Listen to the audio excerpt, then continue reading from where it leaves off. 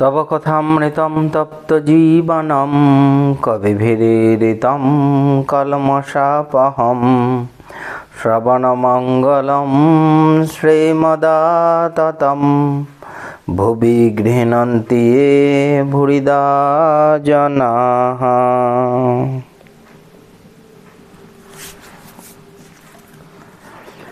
তোমার কথামৃত তাপদগ্ধ জনগণের জীবনস্বরূপ, মুনিগণ কর্তৃক কীর্তিত পাপ সমূহের বিনাশক, শ্রবণ মাত্রই মঙ্গলপ্রদ ও সকল সম্পদের আকর। আগের দিন আমরা পাঠ করেছি 370 পৃষ্ঠায় ঠাকুর তান্ত্রিক সাধকের সঙ্গে কথা বলছেন। তান্ত্রিক সাধককে বলছেন যে তান্ত্রিক সাধনার অঙ্গ কপালী পাত্রে সুধা পান করা। বলছেন সুধাকে কারণ বাড়ি বলে কেমন? তান্ত্রিক বলছেন আজ্ঞা হাঁ। তারপরে ঠাকুর বলছেন যে ওনার সুরা ছোবার জো নাই। তারপরে তান্ত্রিক তখন বলছে আপনার তো সহজানন্দ, সে আনন্দ হলে কিছুই চাই না। তারপরে ঠাকুর বলছেন আবার দেখো, আমার জাতপাতও ভালো লাগে না, আমার জপ তপও ভালো লাগে না, তবে সর্বদা স্মরণ মনন আছে। আচ্ছা, ষটচক্র এটা কি? তান্ত্রিক বলছেন যে ওসব নানা তীর্থের ন্যায়, এক একটা চক্রে শিব শক্তি, চোখে দেখা যায় না, কাটলে বেরোয় না। পদ্মের মৃণাল শিবলিঙ্গ, পদ্মকর্ণিকায় আদ্যাশক্তি যোনিরূপে। মনি নিঃশব্দে সব শুনছেন। ঠাকুর বলে যাচ্ছেন, ঠাকুর বলছেন আচ্ছা, বীজ মন্ত্র না পেলে কি সিদ্ধ হয়? তখন তান্ত্রিক বলছেন বিশ্বাস থাকলে সিদ্ধ হবে, গুরু বাক্যে বিশ্বাস।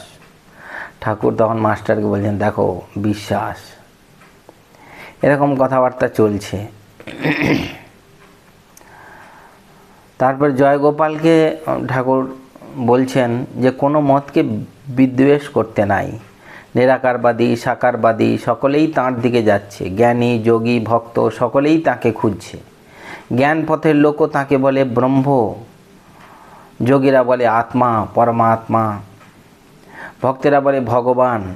আবার আছে যে নিত্য ঠাকুর, নিত্য দাস।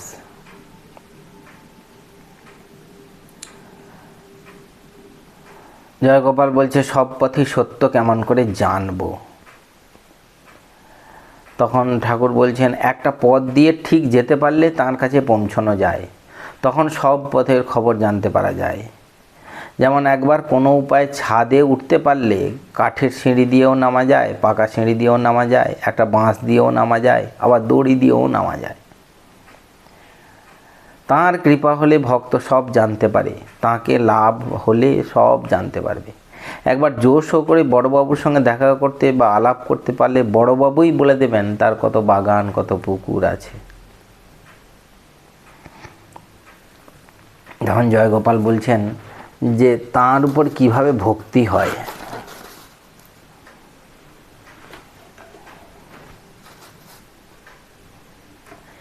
একটু অন্ধকার লাগছে। জয়গোপাল বলছেন তাঁর উপর কি করে তাঁর কৃপা হয়। তখন বলছেন ঠাকুর বলছেন তাঁর নাম গুণকীর্তন সর্বদা করতে হয়। বিষয় চিন্তা যত পারো ত্যাগ করতে পারো। তুমি চাষ করবার জন্য খেতে অনেক কষ্টে জল আনছো, কিন্তু ঘোগ দিয়ে জল বেরিয়ে যাচ্ছে। নালা কেটে জল আনা পণ্ডশ্রম হচ্ছে। চিত্তশুদ্ধি হলে, বিষয়াসক্তি চলে গেলে ব্যাকুলতা আসবে। তোমার প্রার্থনা ঈশ্বরের কাছে পৌঁছিবে। তাকে ব্যাকুল হয়ে একলা একলা কাঁদতাম, কোথায় নারায়ণ এই বলে কাঁদতাম। কাঁদতে কাঁদতে অজ্ঞান হয়ে যেতাম, মহাবায়ুতে লীন। যোগ কিসে হয়? টেলিগ্রাফের তারে কোনো ফুটো থাকলে যেমন সেটা কাজ করে না, সেরকম একেবারে বিষয়াসক্তি ত্যাগ করতে হবে। ওই ঘোগ দিয়ে বেরিয়ে যাচ্ছে সব। কামনা বাসনা রাখতে নাই। কামনা বাসনা থাকলে সকাম ভক্তি বলে, নিষ্কাম ভক্তিকে বলে অহেতুকী ভক্তি। তুমি ভালোবাসো আর নাই বাসো, তবু তোমাকে ভালোবাসি, এর নাম অহেতুকী।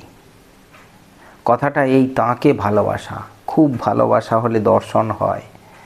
সতীর প্রতি টান, সতীর প্রতি টান, মায়ের সন্তানের উপর টান, বিষয়ের উপর টান, 3 টান এক হলে তাকে পাওয়া যায়। কালকে আমরা পাঠ করেছি, আজকে দ্বিতীয় পরিচ্ছেদ।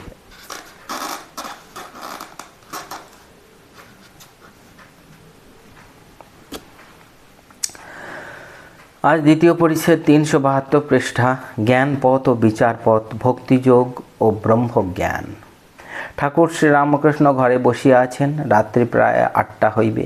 আজ পৌষ শুক্লা পঞ্চমী, বুধবার, 2রা জানুয়ারি 1884 খ্রিস্টাব্দ। ঘরে রাখাল ও মণি আছেন। মণির আজ প্রভু সঙ্গে 21 দিবস। ঠাকুর মণিকে বিচার করিতে বারণ করিয়াছেন।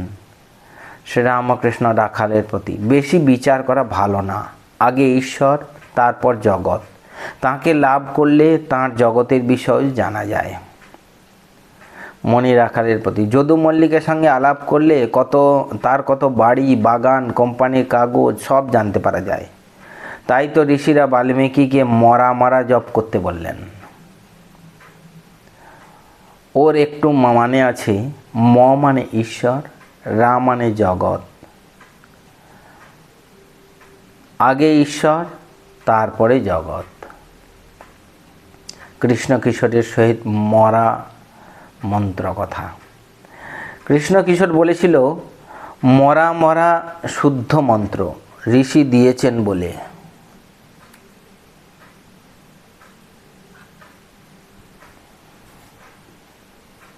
কৃষ্ণ কিশোর বলেছিল, মরা শুদ্ধ মন্ত্র, ঋষি দিয়েছেন বলে।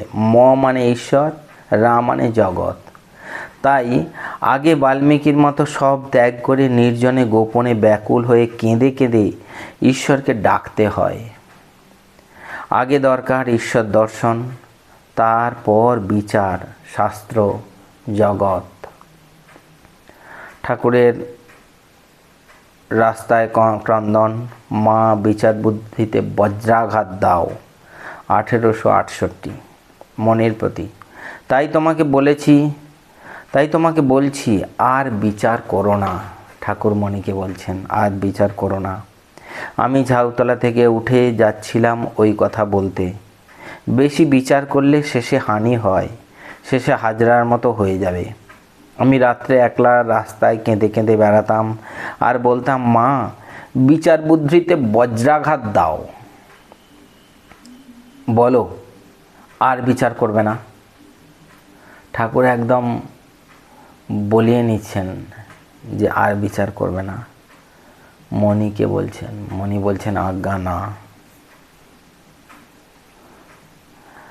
ঠাকুর বলছেন, ভক্তিতেই সব পাওয়া যায়। যারা ব্রহ্মজ্ঞান চায়, যদি ভক্তির রাস্তা ধরে থাকে, তারা ব্রহ্মজ্ঞানও পাবে। তাঁর দয়া থাকলে কি জ্ঞানের অভাব থাকে? ও দেশে ধান মাপে, যেই রাস ফুরোয় অমনি একজন রাস ঠেলে দেয়। মা জ্ঞানের রাস ঠেলে দেন। পদ্মলোচনের ঠাকুরের প্রতি ভক্তি, পঞ্চবটিতে সাধনকালে প্রার্থনা। তাঁকে লাভ করলে পণ্ডিতদের খড়কুটো বোধ হয়। পদ্মলোচন বলেছিল, তোমার সঙ্গে কৈবর্তের বাড়িতে সভায় যাব, তার আর কি, তোমার সঙ্গে হাড়ির ভাতও গিয়ে খেতে পারি। ঠাকুরকে কতখানি ভালোবাসেন, ঠাকুরের প্রতি কতখানি শ্রদ্ধা, কতখানি নির্ভরশীলতা, যে বলছেন যে পদ্মলোচন, আগেও ঠাকুর বলেছেন যে পদ্মলোচনের কথা। পদ্মলোচনের এত ভক্তি ঠাকুরের উপরে, বলছেন তোমার সাথে কৈবর্তের বাড়ি যাব, তাতে আর কি অসুবিধা আছে, আমি হাড়ির ভাতও খেতে পারি তোমার সঙ্গে। হাড়ি মানে যেটা আমরা ওই কাস্টের ব্যাপারে বলি, জাতপাতের ব্যাপারে, যেমন হাড়ি মুচি এরকম। কিন্তু তারা তো অনেকে তাদেরকে খারাপ বলে, কিন্তু তারা তো এমনি, তাদের মধ্যেও তো ভগবান আছেন, সকলের মধ্যে ভগবান আছেন। তাদেরও খুব দরকার, খুব দরকার। তারা যে কাজ করে সেই কাজটা তো অন্য কেউ করবে না, তাহলে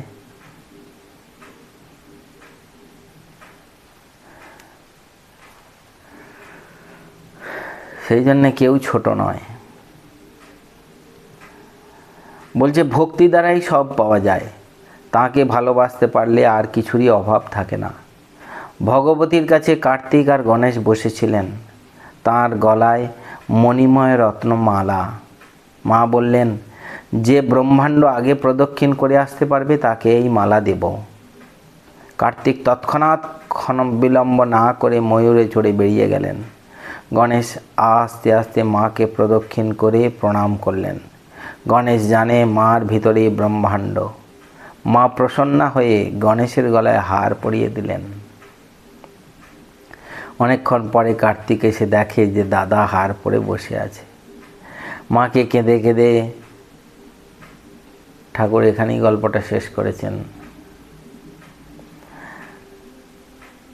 যদিও এখানেই শেষ, কারণ কার্তিক এসে মাকে জিজ্ঞেস করবে, তখন এর পরের অংশটা সবাই জানে যে দাদা কেন পেয়ে গেল তাড়াতাড়ি, এত আগে পেয়ে গেল। যাই হোক, মাকে কেঁদে কেঁদে আমি বলেছিলাম, মা বেদান্তে কি আছে আমায় জানিয়ে দাও, পুরাণতন্ত্রে কি আছে আমায় জানিয়ে দাও। তিনি একে একে আমায় সব দেখিয়ে দিয়েছেন। তিনি আমাকে সব জানিয়ে দিয়েছেন, কত সব দেখিয়ে দিয়েছেন। সাধনকালে ঠাকুরের দর্শন, শিব শক্তি, নৃমুণ্ড স্তূপ, গুরু কর্ণধার, সচ্চিদানন্দ সাগর। বলছেন একদিন দেখালেন চতুর্দিকে শিব আর শক্তি, শিব শক্তির রমণ, মানুষ, জীবজন্তু, তরুলতা, সকলের ভিতরেই সেই শিব আর শক্তি, পুরুষ আর প্রকৃতি, এদের রমণ। আর একদিন দেখালেন নৃমুণ্ড স্তূপাকার, পর্বতাকার, আর কিছুই নাই, আমি তার মধ্যে একলা বসে। কি সুন্দর দর্শন। আর একবার দেখালেন মহাসমুদ্র, আমি লবণ পুত্তলিকা হয়ে মাপতে যাচ্ছি। মাপতে গিয়ে গুরুর কৃপায় পাথর হয়ে গেলাম। দেখলাম জাহাজ একখানা, অমনি উঠে পড়লাম। গুরু কর্ণধার, মনের প্রতি সচ্চিদানন্দ গুরুকে রোজ তো সকালে ডাকো। সচ্চিদানন্দ গুরুকে রোজ তো সকালে ডাকো। ঠাকুর এখানে আমাদেরকে বলে দিচ্ছেন যে রোজ সকালে গুরুকে ডাকতে হয়। মণি বলছেন আজ্ঞা হাঁ। শ্রীরামকৃষ্ণ, গুরু কর্ণধার। তখন দেখেছি আমি একটি তুমি একটি, আবার লাফ দিয়ে পড়ে মিন হলাম। সচ্চিদানন্দ সাগরে আনন্দে বেড়াচ্ছি দেখলাম। ঠাকুরের কি সুন্দর দর্শন। বলছেন নুনের পুতুল হয়ে মহাসমুদ্রে গেলাম, কিন্তু সেখানে গলে গেলেন না। মাপতে যাচ্ছি, মাপতে গিয়ে গুরুর কৃপায় পাথর হয়ে গেলাম। গুরুর কৃপায় পাথর হয়ে গেলাম। নুন কিন্তু জলে গুলে গেল না, গুরুর কৃপায়। দেখলাম জাহাজ একখানা, তার মধ্যে উঠে পড়লাম। সচ্চিদানন্দ গুরুকে সব প্রতিদিন সকালে ডাকতে বলছেন। তারপরে বলছেন গুরু কর্ণধার। তখন দেখছি আমি একটি তুমি একটি, আবার লাফ দিয়ে পড়ে মিন হলাম, মাছ হয়ে গেলেন। তারপরে সচ্চিদানন্দ সাগরে আনন্দে বেড়াতে লাগলেন। কি সুন্দর। বলছে এই সব অতি গুহ্য কথা, বিচার করে কি বুঝবে। তিনি যখন দেখিয়ে দেন তখন সব পাওয়া যায়, কিছুরই অভাব থাকে না। কিন্তু মনকে ওই রকম জায়গায় তুলতে হবে, বাসনা শূন্য হতে হবে, ভগবানের প্রতি ভালোবাসা আসতে হবে, প্রচুর ভালোবাসা, এত ভালোবাসা যে 3 টান 1 হয়ে যাবে।